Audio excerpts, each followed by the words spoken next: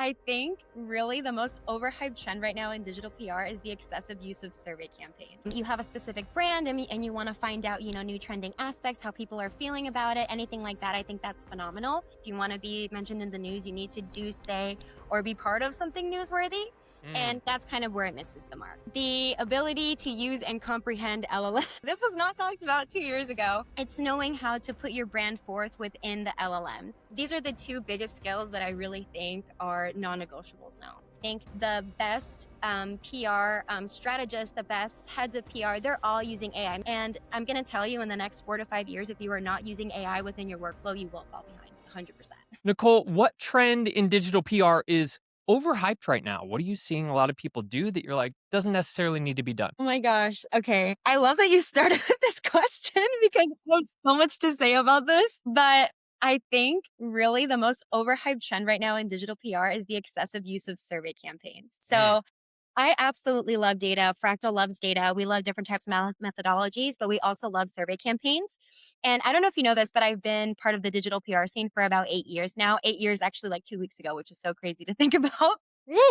Yeah, but I am very well acclimated with surveys. I think they are spectacular if they are done correctly. I think if you have a specific brand and you want to find out, new trending aspects, how people are feeling about it, anything like that, I think that's phenomenal.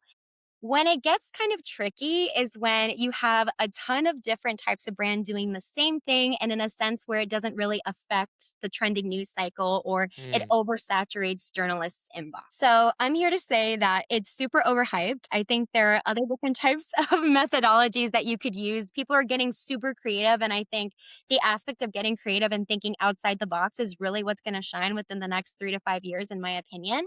I will say survey campaigns are great. We will continue doing them. And I think they're a phenomenal way for you to be able to build your brand, all that aspect, get different types of publisher links, which is awesome. But when not done well, I think it just really oversaturates the market and just makes journalists be like, oh, another survey campaign that has nothing to do with them I'm writing about. But yeah. So survey campaigns, Facebook community isn't necessarily all their clients. Like their clients are in the Facebook group, but it's not like you have to be a client to be in the group, and therefore it's representative of a little bit wider of an audience. Can you tell me a little bit more about the survey thing? Just because, you have an opinion on this, what are people doing wrong about taking surveys? So I think the really important aspect here is the question that you're asking a specific audience. So for example, if you're in, say, a business type of industry and you're a business brand and you want to dive into a specific trending news cycle and you want to survey, say, the general public on how that specifically affects them in a business sense. So for example, maybe you want to survey different types of small business owners if you're in the business space, right? That directly has to do with the trending news cycle. So if there's something going on in the trending news cycle, that's most likely going to be interested in regards to publications. Okay, we already know this is occurring. People are feeling this way. We're going to cover this piece of data within our article that we're already covering, right? That's a really good way to use a survey campaign. Now, in the sense of where I think it goes kind of wrong is when you do a survey campaign with no other type of context to it. You kind of just do a survey just for the sake of the survey, not really knowing who you're surveying. Is it the general public? Is it small business owners? Is it teachers, right? You can survey a lot of different people. But I think the problem is when you kind of just survey for the sake of surveying and not really thinking about A, the trending news cycle, B, the journalist as to why they would cover that specific data piece, or it doesn't really relate to your brand in the sense of this makes no sense as to why I'm doing this. That's kind of where it gets tricky. Yeah. Let me see if this is relevant. Let's talk about tariffs. That seems to be something that affects, it's business related, right? Yes. We serve a lot of agency or e-commerce agencies, I suppose, and that's affecting all of them. So you're saying if I am some sort of a e-commerce brand and I surveyed my audience of e-com founders, whatever, and asked them how the tariffs are affecting them or if they're taking certain actions, that would be relevant then to send to some sort of economic publication. That's relevant. But if I'm surveying, the general public and I'm saying, how are the tariffs affecting you in a business sense? I can't really send that, to an economic publication because it's not really niche enough. Is that kind of what you're saying? Yeah, it's kind of more like you can also survey the general public. I think it's more when it doesn't really make sense in the sense of the news cycle, or if Mm, if it's rather too niche in relation to your brand, but like how can I let me see if I can give another example. Like for example, like if again the business brand, the business aspect, like you're surveying, say, small business owners, like how is your business going? mm, Can our brand help you? And then try to pitch that to a journalist. I think mm. that's one, it's too niche. It does relate to the brand, but it's a too niche and journalists aren't going to be really interested in it. And in that regard, like I would always say, like if you want to be mentioned in the news, you need to do say or be part of something newsworthy. Mm. And that's kind of where it misses the mark. I know that was kind of confusing, but hopefully that makes a little bit more sense. Absolutely. Absolutely. So you're working with a team. I'm curious in digital PR teams in 2026, what skills are absolutely non negotiable? And maybe these skills weren't even being discussed like 2 years ago, but what are you sort of seeing that really sets people apart in digital PR? So the ability to use and comprehend LLM. Yeah. Yeah. We're going to get into that. Yes, absolutely. This was not talked about 2 years ago. But yeah, this is two-pronged. And one of the biggest things that I always see is you being able to use AI in a workflow, you being able to expand something using AI, you having specific skills and knowing how to use XYZ AI tool. Mm, So that's a really big aspect of that. And then the other part of that is understanding how that affects, again, your brand, GEO, hmm. AIO, all of these things that are circulating right now. It's knowing how to put your brand forth within the LLMs. And Mm. this is, again, very new. I think right now there's a lot of people confused in terms of the terminology, how to properly use it. But these are the two biggest skills that I really think are non negotiables now. Yeah, so using LLMs or AI overall, but specifically for LLMs, like for writing, for research, and then how to integrate your brand and expand that, like expand the brand, find different angles. Am I getting that right with the second prong? Yes. So Yeah. figuring out how you're able to have your brand show up in the answers within AI overviews, ChatGPT, Perplexity, that aspect of it. Got it, got it. So we're really talking about like the marketing aspect and like which publications are being maybe cited in LLMs, like how does our brand show up? Yeah, that that okay, that makes a lot of sense. I guess when you're talking about using LLMs to expand content and create content that you're going to send to journalists, do you see any mistakes that people are making when it comes to not doing it well? Well, this is fairly new. So I think we're still in like the process of figuring out what works and what doesn't. But I will say, in the sense of PR, it has been the same for a very long time. And that is having a brand that is clear and concise, having fresh content, consistent content that goes with your brand, getting media mentions within top tier publications that are relevant to your brand. So if you're doing all of these things, it's kind of working on the same aspect that it would for SEO. Mm. They usually have the same authority signals in some aspects for the most part. So if you're building that to specifically get in an answer on an LLM, you're also building that to be able to land within the SERPs.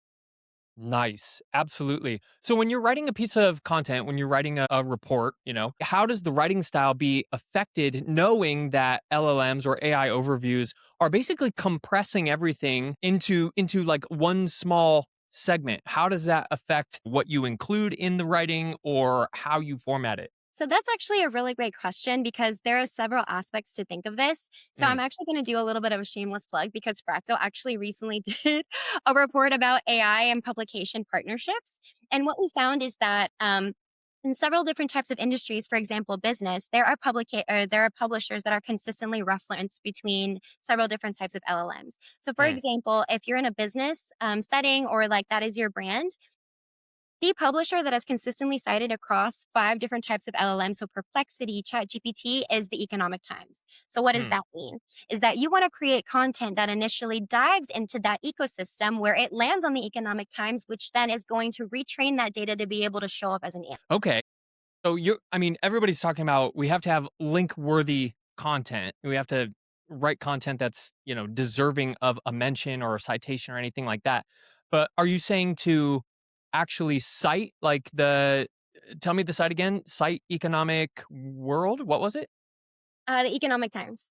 Yeah, to cite the Economic Times, is that what you're saying? Or like you're talking about reaching out to them and making sure that the report gets mentioned? Yeah, so reaching out to them to make sure that the report gets mentioned. So another aspect of this too is knowing different types of content that they are already covering. So are they Mm. covering third-party data? Are they covering thought leadership? Are they do they have a podcast? Are they on YouTube? And then that can then influence the content that you create. So for example, if you see a journalist that is consistently covering X topic within the business space that relates to your brand, you can create a piece of content that is data driven that you can then pitch to that journalist that will land on the Economic Times, which and then circulates that Mm. system, which then Mm. shows up as the answer within LLMs. Got it. Got it. Okay.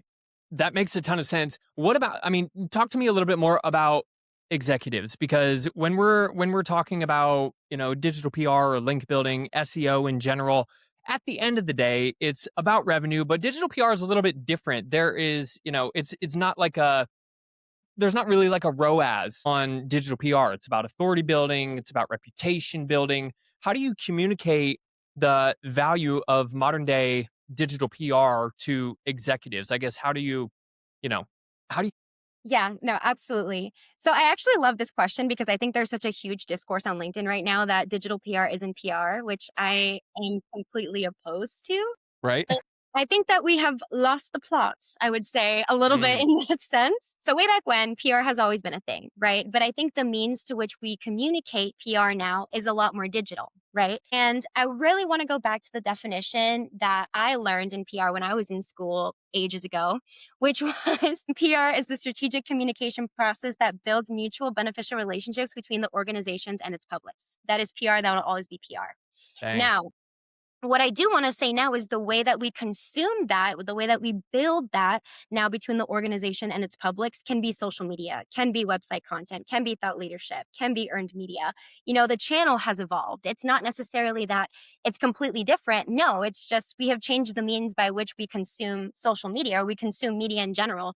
Everything is on TikTok. If I want to go find a restaurant to see if it's good, I'm going to go on the Google business profile, see if they have a good review and that's where I'm going to eat my food. Or, if I want to really know if there's a good Italian restaurant, I'm going to go to TikTok and I'm going to be like, okay, like what is a really good Italian restaurant near me? And you're getting into the eyes of the consumer. And Mm, that is PR. And that will always be a PR. And that in that sense is how you would communicate that to these executives is that it is still PR. We're just mhm. changing the means by which it's consumed in the eyes of our consumers.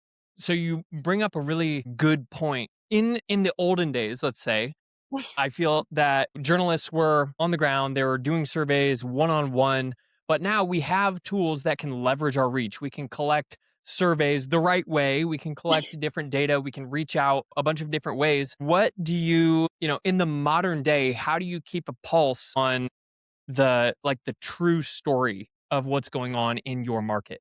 That's a really great question, too. And really, I think it just goes down to staying on top of the news and following the journalists that you really want to create those relationships with, Mm, which again, like you're creating those relationships, you're building those relationships again between the organization and its publics. And you do that too by fostering these relationships with journalists. So, in that regard, for you to be able to keep a pulse, I think you need to have a hand in it yourself, right? mhm, You need to read the news, you need to see how any of that aspect can relate to your brand and how you can go in and step into that.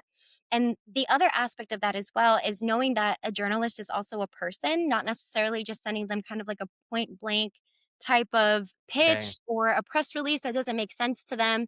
You want to be a source for them. And I actually said this in another podcast, so I'm going to say it here again. It's important, duplicate. I'm going to make it my new trademark. Yeah, yeah. You wanna be a bridge, not a burden. So, yes, you wanna be a bridge to journalists, you wanna be a bridge to the media, you don't wanna be a burden, filling their inbox with things they're genuinely not interested in. Be a bridge, not a burden. So we can reach out to journalists. There's many AI tools that people talk about that, like Claude, for example. Claude can go and find everything that a journalist has put out. It can look at their LinkedIn account, and then it can craft through Clay or through Apollo, can craft a unique outreach message to land in that journalist's inbox. And the journalist might think, gosh, this person really knows me. I guess what separates the people who are building those real relationships and connections and just complex AI systems? That's such a good question because I think that that is okay, I wonder if this is a hot take because I think that in that way, you are building a relationship. whether it's you or whether it's AI that's going through and doing all this analysis, there is still that human oversight. You see it, you note it, you took you look at their archive, ChatGPT or whoever, whatever AI system did Mhm. that aspect, but you're taking part of that and taking that extra step. The problem is when you're using AI to not its full ability and making it seem as though they're not, I guess, really cared for or represented or really paid attention to in that regard. Mm. So in that sense, I would say that you are, which could be a hot take. I don't know, but in that regard, I think that is being mindful. I think the problem is when you're using AI in the sense of like, okay, I am going to have it do all these things for me, but the journalist is still receiving a pitch that is not relevant, and the aspect that they don't know me. Now, if you're using AI within a workflow that is actually doing all those things, I would say that you are being mindful and that you're not inflating their inbox because it matters how they're feeling about it as well. Like, are they Yeah. feeling like you read their archive? Are they feeling like they actually know me? That's what you really want. Yeah, it makes sense. And for me personally, if I were in a journalist position or if I were in a digital, let's say a digital PR position, my job is to reach out and build relationships with journalists. And I maybe don't have a tech team that builds out the workflows. Or even if I do have a tech team that builds out workflows, how would they know what to build without me telling them, without me giving them the resources, giving them the archives of, and saying, hey, these are important to pull information from in order to reach out to the journalists and have something that resonates with them. So it goes back to kind of the top of the conversation where you were saying the skills of people in digital PR today are to be able to use AI in a way that's advantageous and resonates with journalists. And I think that that concept of building out the right workflows and knowing what's important to the journalist in order to build that AI, yeah, that is building relationships. How else are you building relationships other than building out workflows personally? Yeah. So I think there is always, like I said, the human loop. So I would tell you, like, literally this week, I personally reached out myself, not using AI whatsoever, drafting a pitch on my own, because really what AI does is it skyrockets these already ironclad tactics that we do at Fractal. And where do you get the ironclad tactics from? It's from the people that are experienced of those tactics. The only thing that you're doing there is just pretty much skyrocketing it or allowing it to be spread out a lot more, right? Mm, But I still go back to basics, and you should always still go back to basics. So, for example, I go through and sometimes I still draft my own pitches and I read the journalist archive and I take the time. And it's also kind of refreshing in that regard where it's like, oh wow, like you're in California right now. That's where I'm based right now. Like super cool. Did you know that SF has like a really cool market? By the way, like I have this incredible study. Like that doesn't change. And that's how you continuously build that relationship and know how to build those relationships. So I'm still doing that yeah. personally, even though we do have like AI, we have these incredible workflows that we do have to help us build these relationships. But also, still, again, that human loop, or every now and then, also just curating that own relationship yourself, I think also helps keep us grounded in general. Yeah. No, I love that. Like understanding even where the journalist lives and like maybe what they're interested in as a person. I was watching something last night on Netflix and they cited Tumblr. I was like, oh, remember Tumblr? Like if you can follow somebody's Tumblr account, which shows them it's not just LinkedIn, which is very much, segmented out. You can understand the person from what I'm hearing, you can understand the person as a whole. And now you have a bunch of different, avenues or aspects to try and connect with the journalist. But at the end of the day, like we're not just trying to get a link, which I think maybe that's what separates great digital PR from just like good or even mediocre is the great digital PR. It sounds like what you do is you're actually interested in serving the journalist and not just trying to make it a transaction to get a link. Absolutely. Yeah. Yeah. So I think the biggest distinction there is that one is strategic and the other one is volume. And really, we're not Mm, in the volume game anymore. I think that was something that was popular maybe like 8 years ago, 10 years ago. But now, again, like I mentioned, I feel like I'm going to sound like a broken record, but back to basics. Again, huh. the organization and their publics. PR has always done that. And, at some point, we were chasing algorithms, but now we're not doing that anymore. We're going back to basics in the sense of you're being very strategic where you want to get your brand covered. You're being very strategic as to what social media outlets make the most sense. For Hmm. example, if you are X brand, like we have also incredible tools like Sparktoro, for example, that tells you exactly where your audience is at in different regards on social media, online. So if you already know these things, then you can curate content or curate different types of campaigns that will then be at the eyeballs of your audience. And that is the purpose of digital PR versus transactional link building. It's the sake of getting links for getting links. And that's really not good PR anymore in the sense of like, I'm going to buy links or I'm going to just trade the link with you because it's going to, do whatever it is on social media or online. Sorry. That doesn't work anymore. And a lot of people actually tell you they have been penalized because of doing these things. Yeah, yeah, exactly. That resonates a lot with me that it's not just about volume, but what we're seeing, and you can tell me if this is kind of what you're seeing or if it just is redundant, but is basically like if we can build a relationship with a publication and get a link or even a brand mention or a citation, we actually see more traffic. We see more visibility on tools like Sparktoro. We see more visibility from highly contextual and niche relevant sites that have more dominance in that industry than just like sometimes a massive DR site with a ton of global traffic. Like a citation there or a brand mention there might not be as powerful and deliver the business impacts to the client that we're working with as a site that's more relevant and connected to the Yes. content, right? Absolutely. And that's another aspect to note too is where your audience is. And I think that's why SparkToro is so incredible because it tells you which sites have high affinity. It tells you what Mm, podcasts they're on. It tells you in general where they're consuming their content. And pretty much that's where you want to put your content is in front of the eyeballs of your audience. mhm. And then in that regard too, you can see which publications are actually consistently being in the circulation of your audience, and then you can create content to then land on those publications. To that, I will say that in general, if you land on top tier publications, again, in relevance to your brand, that's great. It doesn't always have to be so nichely relevant. Like, for example, like if you're a Mm, business brand, you can 100% land on career aspects mm, to your publications. So that makes sense as well. Or again, there's some finance aspect that potentially goes through that as well. You're a business, you're probably making some type of revenue that ties into finance, i.e., landing on some finance publications. But again, it has to be in context with your brand and be in context with the content that you're creating. absolutely. Absolutely. Okay, it's a good point that you can have, sort of adjacent publications, right? Finance, career, all around business. It doesn't just have to be business. Talk to me a little bit about owned thought leadership. And this can be from the personal thought leadership sense because very few people are like, man, Tesla is amazing, but everybody's like, holy crap, Elon said this. You know what I Yeah. mean? So that personal brand is becoming more and more relevant where we want to hear from people. So talk to me a little bit about the personal brand and thought leadership side and how that makes an influence on your role. Yeah. So that's actually really important now, too, because I think that people are taking note as to what's happening off page, which is like, I think this is an off page signal where you can go to LinkedIn and see, the actual CEO or any type of thought leader that's relation to their brand.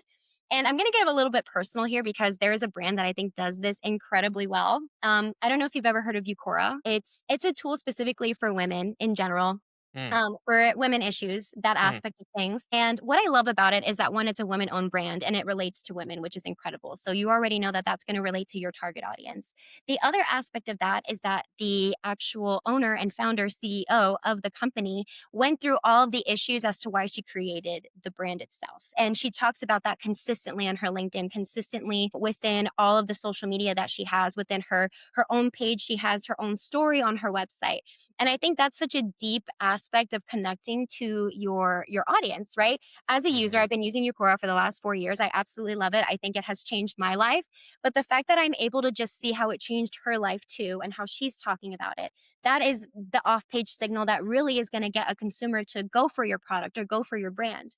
And Mm, that is to say, with Tesla, like that is going to affect, whatever type of sales or whatever aspect they're having because there is again that connection with the audience that you're looking for in PR. And that's how it's going to have a really big aspect because you're going to want people to connect with the person as well behind the brand. 100%. What is the brand? Eucora? How do you spell that? Yeah, Eucora. Interesting. It reminds me when I lived in Columbus, Ohio, I was very active in the in the startup world. I went to startup weekends and hackathons, sponsored by Techstars or whatever. And I remember I was at one where the idea came about for like personalized feminine care products, like a different take on feminine care products, essentially. And I still remember the person who pitched the idea. Her name is Claire Coder, and the idea name was called Aunt Flo. And it was just like a weekend kind of hackathon startup idea. And now, probably almost a decade and a half later, Aunt Flo is in like major hotels like Marriott, Bonvoy, and other massive enterprises. And her personal brand was always about that. Is like, I am a woman and I'm dealing with these issues, and I'm a founder, and it doesn't have to be a weird topic. Like, let's get it out in the open. Yeah, it's a perfect sentiment to what you're saying. No, absolutely. And I think I also like considered, I'm like, should I say like this brand, when I'm Uh-huh. talking about it. The thing is too is that aspect of getting personal, like that aspect of building that connection. Like I'm going to tell you who I am, what brands I like and why I consume them because they're doing a phenomenal job in that regard. And I absolutely love, her story. And I think that's what actually got me to buy her product was because of her Mm, story was just so related to mine. And that's kind of what's going to change too in the sense of PR is that again, telling that story doesn't always have to be like specifically in published media. It's a story that maybe that relates to your audience in general with what you're going through too. absolutely. Before we wrap up here, take me back to I want to hear a little bit more about your tech stack and some of the tools that you're using. You mentioned SparkToro, we mentioned GPTs. You have developed a custom GPT called Quoted, and I'm curious to hear a little bit more about that. So, yes, so we do use custom GPTs to be able to assist us with quoted in general. So, there is Mm, a lot of different types of submissions that go out throughout a day. So, it's very difficult for us to actually go through and analyze all of them in one day. mhm, So I actually this expanded. So it used to be something that GPT assisted, but now I'm actually using Claude to be able to scan all mm, those opportunities for me. I give it a lot of context to all the clients that we're working on, and it is able to feed me the different opportunities that we're able to go for within like 4 minutes or so. So that it changes a lot because before we would have to go through and I would say about 300 emails a day from Quota just to go through and manually scan mm, versus using something like Claude, for example, to go through and it scan it for me giving mm. it the context of what I'm looking for, the keywords, SMEs that we're using, and it's assisting me to be able to outline all the opportunities, and we can just go through and assist, to let the brand know, let the SME know, like, okay, like these are the ones that you guys want to move forward, and it allows us to go a lot quicker too within our workday. So, yeah, pretty much like using Claude. Dang. That is so cool. That is so cool. I'm pretty new to Claude. I downloaded it literally this week, and I'm like still clunking my way through it, like trying to get all the skills uploaded and everything. So I'm going to be right there with you. Just give me a week and I'll be there. What other sort of workflows or processes are you using internally that makes your job way easier, more efficient, or gives you better outputs? So I use it a lot specifically for pitching in the sense of like not asking it to give me a pitch right off the bat, but more to assist me in creating different types of either newsworthy aspects, different types of headlines. Mm, So my process used to be where I used to take 3 hours to really think about something, read a lot of research, like, Googling things. But now with specifically in this sense, I use ChatGPT. I'm able to go through, feed it a lot of the pitches that I have given it in the past, and I tell it, look, like, this is kind of what I'm going for. I want to do this angle. I saw this trending news story. I really want to appeal to this type of emotion. And it mm, helps me a lot there too, because before I would have to sit there and be like, okay, what word would really work here? And mm, versus now, it's like, okay, ChatGPT, like, could you let me know, like, I want to do this emotion and I am between these three words. What word would be the best? Or if you have like a list of five other words that I could use, and it's like, okay, like, of the five that it listed, I like this one. We're going to use it in my pitch. And I like to segment it between different aspects, like the intro, the call to action. And I work with it that way, where it's like, I want to work on every single aspect of the pitch to make sure it is the most top tier pitch a journalist has ever received. And yeah. then it's able to elevate all of the thoughts that I already have and give me more ideas too. I love that you're able to put everything that you've already had success and feed that in and say like specifically come up with, it's almost like you're connecting the dots or you're allowing AI to connect the dots for you so you don't have to do all that manual work. Is there anything that we haven't talked about, Nicole, that you think we should have talked about in this episode? Yes, I want to mention one thing. Tell me. I do want to talk a little bit about like what I think needs to die this year in the sense of Let's like go. a myth that I think that we need to just kind of like let go is the aspect that just because we're using AI makes it bad PR. And I am totally Mm, against that. That is not true. I think using AI is phenomenal, especially like when you are already having those ironclad tactics, you already knows what works. So you're able to go in and just scale all of those things. Now, I will say that there are aspects of AI that people use that make bad PR, 100%. This aspect of fake experts, absolutely not. mm, Like, or aspects of where you're just like, using AI with no context, creating a campaign where you just run with it with, again, no strategy. That's not good PR. However, simply because you're using AI doesn't make for bad PR. I think the best PR strategists, the best heads of PR, they're all using AI. Maybe they're not saying it right now, or maybe they're not explicitly like, here telling you like, oh, this is how I'm using it in my workflows. They are 100% using it in their workflows. And I'm going to tell you in the next 4 to 5 years, if you are not using AI within your workflow, you will fall behind 100%. yeah, we're already seeing it. That's why I had to get Claude, even though I don't know what the heck I'm doing with it yet. I understand. But thank you for bringing up that point. My follow-up question to that is, this perspective comes from somewhere. Where are you getting the information that you're like, gosh, I keep seeing this? Like, is it a platform? Is it LinkedIn? Is it X? Like, where are you seeing this where you're like, man, that grinds my gears? It's on social media in general, so Uh, LinkedIn, Blue Sky, Twitter. I think I see it quite a bit. It's like, SEO has been dead for the last 10 years, and yet here we are. It's the same thing. I think, like, I do think there's a lot of truth to it in the sense of, like, using AI in general. Like, if it's being used poorly, obviously, like, that's terrible PR.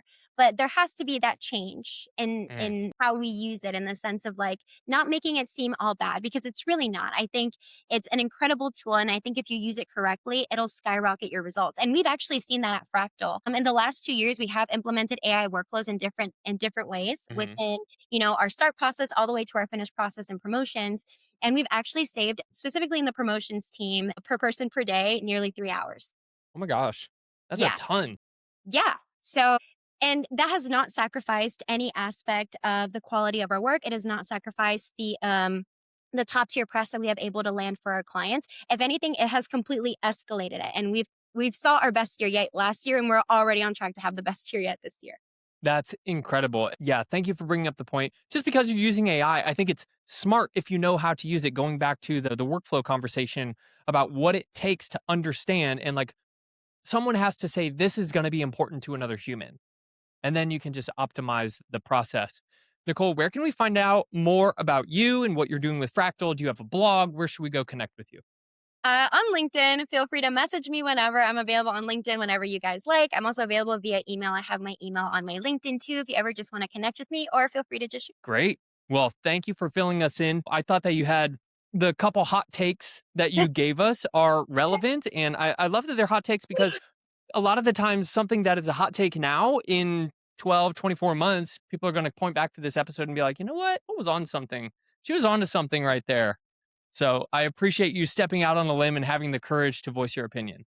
Oh, well, awesome. Thank you so much for having me. This was so fun. I really enjoy obviously talking about these topics. I feel like I don't know, like it brings me a lot of joy, so for sure. But yeah, we'll actually see if that's true. We'll see. I'm going to hold you to it. In 2 years, we're going to have another conversation. Awesome. I'm looking forward to it. Thanks for being here. Cheers.